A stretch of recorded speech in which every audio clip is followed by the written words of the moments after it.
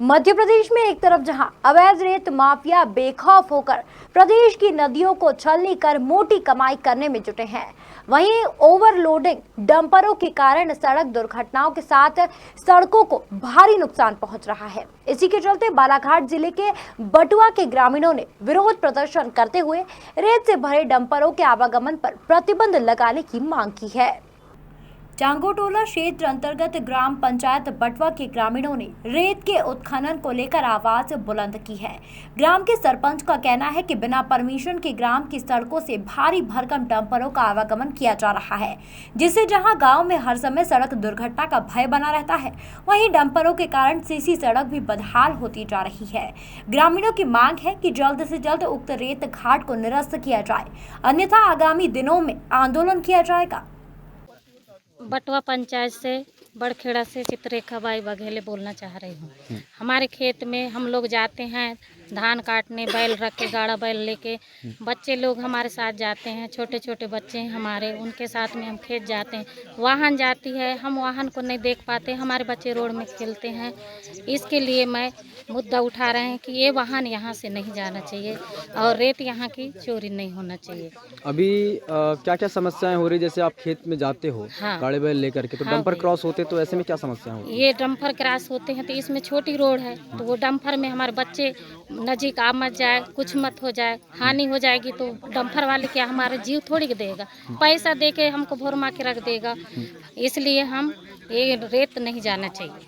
क्या नाम है आपका? चित्ररेखा बघेल। नहीं ले जाने देना चाहते क्योंकि हमें रेत बहुत महंगा पड़ रहा है।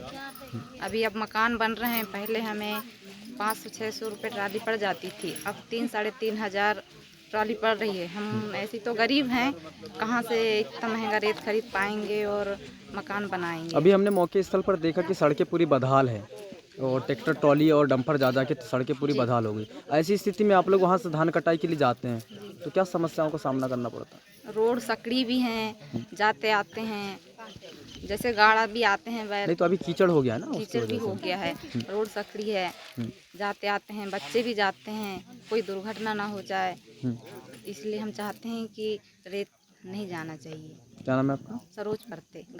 अपना परिचय दीजिए। जी, मैं ममता बंशकार बोल रही हूँ, ग्राम पंचायत बटवा सरपंच हूँ। क्या समस्याएं आ रही है रेत को लेकर के और क्या क्या समस्याएं हैं? डंपर क्रॉस होते हैं आपके यहाँ से? यहाँ से क्या है, हम ये रेत ले जा रहे हैं चुपचाप, हमको बताया नहीं गया है कि हम रेत ले जा रहे हैं, थोड़ा सा चर्चा भी नहीं हुआ हमारे साथ, हमको मालूम नहीं था। हमको जब मालूम चला तो हमने सारे ग्राम की जनता को लेके आया है, उप सरपंच है, हमारे पंच है, हमारे गांव के नागरिक हैं, ये सब है। तो ये जो रेत यहाँ से परिवहन हो रहा है, ये लीगल है कि अनलीगल है? अनलीगल हो रहा है। तो ये जो डंपर क्रॉस होते थे, क्या तकलीफ है, क्या परेशानी है इससे? ये डंपर क्रॉस होते हैं, छोटी छोटी रोड है यहाँ, गांव देहात की हैं। हमारी जनता को अभी खेती बाड़ी का काम है उनका, तो छोटे छोटे क्रॉस होते हैं, बच्चे खेलते हैं छोटे छोटे, अपने माँ बाप चले जाते हैं खेत बाड़ी में, कभी बच्चा अगर ट्रक के वहीं आ गया, तेज चलता है डंपर अम्पर, उसका वजन वो बच्चा कैसा सह पाएगा। इसीलिए यहाँ से मैं अपने ग्राम पंचायत बटुआ से ले जाने नहीं देती। क्या नाम है आपका? ममता बंशकार। हाँ जी, हमको यही परेशानी है, हमला रेत वेत नहीं जान देना यहाँ से। अब 500-600 रुपये में पहले मिलत रहा है तो काम हो जाए। अब हम नरेंद्र मोदी योजना मकान बन रही ने तो हम कहाँ से रेत लाभ, और बाहर वाले को नहीं ले जान दें रेत ला। अभी आप लोगों को वर्तमान स्थिति में रेत घाट से अगर आप रेत ले रहे हैं, क्या हिसाब से मिल रही है रेत? तो रेत तो हम लेते आए हैं तो हमको 500-600 रुपया ट्रैक्टर में रेत मिल जाए, और अब नहीं मिल रहा है। अभी क्या हिसाब से मिल रही है? अब पता नहीं, अभी 3,500 रुपये बोल रही ने रेत के वजह से, तो हम 3,500 के रेत ले, वो हमारे आजू बाजू रेत रहने से बाहर वाले आदमी निकाल के ले जा रही ना, और हम ही इतना परेशानी काटबो। यानी आपका कहने का मतलब ये है कि हम ग्राम के निवासी हैं, हाँ जी, और पंचायत के अंतर्गत ये रेत है, हाँ। तो आपको सस्ती मिलना चाहिए। सस्ती मिलना चाहिए रेत, बाहर रेत नहीं जाना चाहिए। और रेत ले जाने से भी हमारे गांव के पूरे मकान या पास पास में रोड किनारे हैं, तो पूरे मकान भी हल रहे हैं, डंपर आ रहे हैं, ट्रैक्टर आ रही ने, और दुनिया भर के बच्चे निकल रही ने, सब चीज वहाँ से आने जाने से हमको भारी डंपर जब क्रॉस करते तो मकान हलते हैं? हर का जी हलते हैं मकान, किनारे तो है मकान, रोड के किनारे है मकान, हलते हैं।